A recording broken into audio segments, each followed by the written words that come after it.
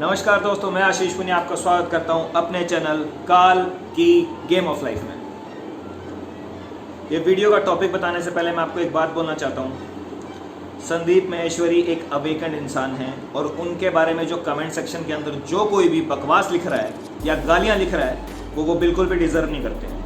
तो चुपचाप से जिसने भी ये बकवास लिखे वो डिलीट कर दी जाए, अपना कमेंट वापस ले लो। इसका मतलब ये है इन सिंपल लैंग्वेज, उन्होंने एक जन्म में इतना कर लिया है जितना लोग 100 जन्म में नहीं कर पाते। उनसे बस एक गलती हुई है भाई, जिसके लिए हमने उन पे वीडियो बनाई है, उनको क्रिटिसाइज किया है अपने हिसाब से, बट सभ्य तरीके से सिंपल लैंग्वेज के अंदर। अब आगे बढ़ते हैं अपने टॉपिक के ऊपर। चेजर इफेक्ट क्या होता है? जब भी कोई बंदा नो फैप करता है या उसको पता लगता है, क्यों करता है? पहली बात तो इसलिए करता है क्योंकि उसको किसी से बेनिफिट सुने होते हैं कि भाई ये करने के फायदे हैं। तो फायदा देख के लोग ये सोचते हैं कि हाँ फायदा मेरा क्यों ना हो, तो वो बंदा करना स्टार्ट करता है। इनिशियली अगर सही गाइडेंस नहीं है तो बंदे सप्रेस करेंगे, बट अगर ढंग की गाइडेंस है, जो इस चैनल पे तो बिल्कुल है कि सप्रेस नहीं करना है, ट्रांसम्यूट करना है, डाइवर्ट करना है एनर्जी को डिफरेंट डायरेक्शन में। बट बहुत से चैनल ऐसे भी हैं जिनको पता ही नहीं है ये क्या होता है, एनर्जी को ट्रांसम्यूट करना क्या होता है। तो चेजर इफेक्ट के ऊपर आ जाओ भाई। आपने करना स्टार्ट किया नो फैप, आप कुछ टाइम के लिए दूर हुए, उसके बाद आपके थोड़े बहुत बेनिफिट दिखने स्टार्ट हो गए, हल्के फुल्के, एनर्जी ज़्यादा हो रही है शरीर के अंदर। तो उस टाइम पे दिमाग क्या करता है? दिमाग के अंदर थॉट्स आते हैं, वही जो आप पहले करते थे, हर टाइम देखते रहते थे पॉर्न। वो पॉर्न याद आ रही है दिमाग के अंदर, दिमाग को भूख लग रही है डोपामीन की, तो दोबारा से आपकी एनर्जीज उसी तरफ फोकस जा रहा है। तो जब आपका फोकस उस साइड जा रहा है, इसका मतलब कि आप उसी चीज़ को मैनिफेस्ट करोगे। हमने करना क्यों स्टार्ट किया था नो फैप? हमने नो फैप इसलिए करना स्टार्ट किया था ताकि हमें कोई गोल सेट करके उस गोल पे पहुंचना है। ये है सब बेसिक चीज। नो फैप स्टार्ट करना पहले तो आपको क्लियर होना चाहिए। अगर आपने इस चैनल के ऊपर आके नो फैप सीरीज नहीं देखी है तो सीरीज देखिए और इसको सीक्वेंस में देखिए। ये नो फैप का 13वां एपिसोड है। इससे पहले 12 एपिसोड आ चुके हैं और उसके साथ बीच के अंदर 7-8 वीडियोस विदाउट एपिसोड्स की पड़ी हैं इसी नो फैप टॉपिक पे। तो जो ये 13वां एपिसोड है, यहां से आपकी नो फैप जर्नी एकदम से डिफरेंट टर्न लेगी, प्रॉपर ब्रह्मचर्या के अंदर टर्न लेगी। तो नो फैप के अंदर ज्यादातर आपने फिजिकल ब्रह्मचर्या करा है। मैंने 2 वीडियोस बनाई थी ट्रांसम्यूटेशन एनर्जी पे, कि कैसे सेक्सुअल एनर्जी को ट्रांसम्यूट कर सकते हैं। स्टेप बाय स्टेप बताया था, उसके अंदर 10 गोल्स भी बताए थे कि हाँ इस तरीके से आगे जाना है आपको। तो वो देखिए। उसके बाद आपको अब इस सीरीज के बाद से आगे आपको वीडियोस मिलेगी जिसके अंदर कंप्लीट ट्रांसफॉर्मेशन होगी कि ब्रह्मचर्या करना कैसे है भाई। बेसिक से बता दो कि शुरुआत से अब हम करें क्या। हमने ये करके देख लिया नो फैप, इसका हमें फायदा हुआ, बट हम इसके अंदर कुछ लोग हैं जो बहुत बढ़िया करके लंबी स्ट्रीक बनाते हैं, और वो लोग हैं जो अध्यात्म के अंदर आ जाते हैं, जो परफेक्टली स्पिरिचुअल लाइफ के अंदर ढल जाते हैं। बट जो सिर्फ मेटेरियलिस्टिक गेन के लिए कि भाई मैं लड़की पटा लूँ इसलिए नो फैप कर रहा हूँ, भाई मैं ज़्यादा एनर्जी आ जाएगी तो भाई मैं तगड़ा हो जाऊंगा इसलिए नो फैप कर रहा हूँ, तो जो मोटिव्स थे वो मेटेरियलिस्टिक थे। जिस इंसान के मोटिव्स या डिजायर स्पिरिचुअलिस्टिक थी, वो अभी तक बहुत आराम से मेरे चैनल के थ्रू ही अध्यात्म के अंदर आ गया होगा, स्पिरिचुअलिटी के अंदर बढ़िया तरीके से आ गया होगा। उसकी कुंडलिनी जागरण होने की या तो स्टेज पे होगा या फिर कुंडलिनी जागृत हो चुकी होगी। तो चेजर इफेक्ट यहाँ पे क्या इंपॉर्टेंस रखता है? चेजर इफेक्ट यहाँ पे इतनी इंपॉर्टेंस रखता है कि आपका ध्यान हर टाइम नो फैप करते हुए उसी चीज के ऊपर बार बार जा रहा है। तो फिर वही चीज दिमाग में घूमेगी, और वही चीज दिमाग में घूमेगी तो वही चीज फिर मैनिफेस्ट होगी किसी ना किसी तरीके से। आप दोबारा जाके आप रिलैप्स कर लोगे या फिर आपका कुछ ना कुछ हो जाएगा, एनर्जी बाहर निकल जाएगी और आप उसको ट्रांसम्यूट तो करना बोलो, अपने अंदर रिटेन भी नहीं कर पाओगे। तो जो लोग डेज काउंट करते हैं उनको साफ साफ रिकमेंड ये किया गया है कि डेज काउंट मत करो भाई। एक स्टेज के बाद आके आपको डेट देखनी नहीं है। डेट काउंट वो करते हैं जो बिल्कुल स्टार्ट कर रहे हैं कि भाई हाँ आज मैं करके देखता हूं मैंने कितने दिन का करना है। जो जैसे जैसे इसके अंदर बंदा 3 महीने 4 महीने 5 महीने 6 महीने के टाइम स्पैम के बाद वो समझ जाता है कि डेज काउंट करने की जरूरत नहीं है। अब तो स्पिरिचुअलिटी के अंदर अच्छे से अब मैं गीता को ढंग से समझने की लायक बनाऊं। अभी तक मेरी एनर्जीज ज्यादा दूसरे डायरेक्शन में जा रही थी किसी भी वजह से, लेकिन अब मेरी एनर्जीज मेरे कंट्रोल में है और मैं उनको सही डायरेक्शन में लगा रहा हूं सही चीज करने के लिए। आपको हर चीज समझ में भी आएगी, सिंक्रोनिसिटीज भी आप ही को दिखेंगी। जो लोग स्पिरिचुअल नहीं है उनको सिंक्रोनिसिटीज नहीं दिखेंगी, जैसे रिपीटेड नंबर दिखना। यूनिवर्स किसी ना किसी तरीके से आपको आगाह करता है कि हाँ भाई तू सही रास्ते पे जा रहा है। तो सिंक्रोनिसिटीज भी उसको दिखेंगी जो नो फैप से स्पिरिचुअलिटी के अंदर चला गया। तो चेजर इफेक्ट ये है कि आप बार बार उसी लूप में फंस रहे हैं। आपने सोचा नो फैप करा, स्टार्ट करा, 10 दिन के बाद दोबारा से रिलैप्स हो गया, वो लूप बन गया एक। कई लोग ऐसे भी हैं जो 30 दिन की स्ट्रीक बना ली या 50 दिन की स्ट्रीक बना ली, उसके बाद जिस दिन रिलैप्स होता है उस दिन 5 बार रिलैप्स करते हैं।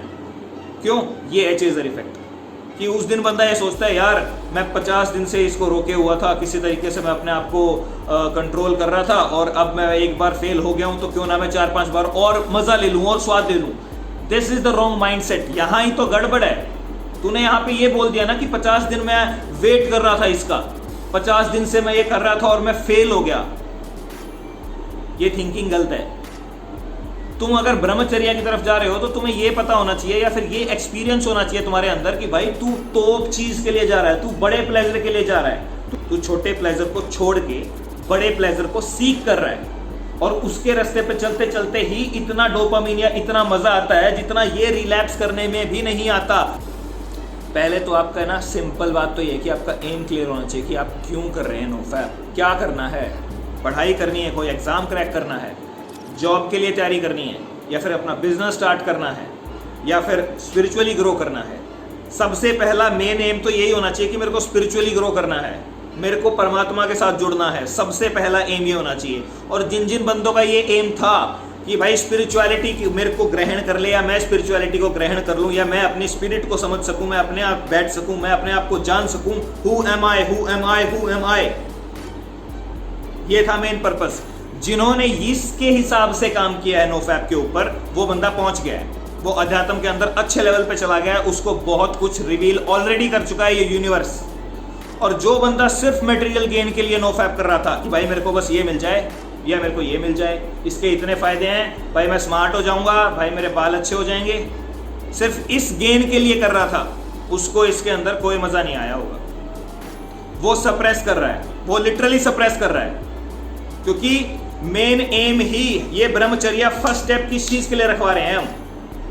ये रखवा रहे हैं स्पिरिचुअलिटी के लिए, योग, कि आपके अंदर योग घटित हो सके, आप योगा में आ सकें। अब योगा क्या है? योगा है यूनियन। यूनियन किसका?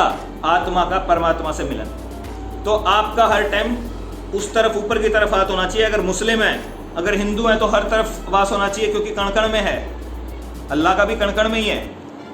अगर सिख कम्युनिटी से है तो एक ओमकार, सब कुछ वही एक ओमकार ही है। तो हर धर्म सेम तरीके से बताता है यार।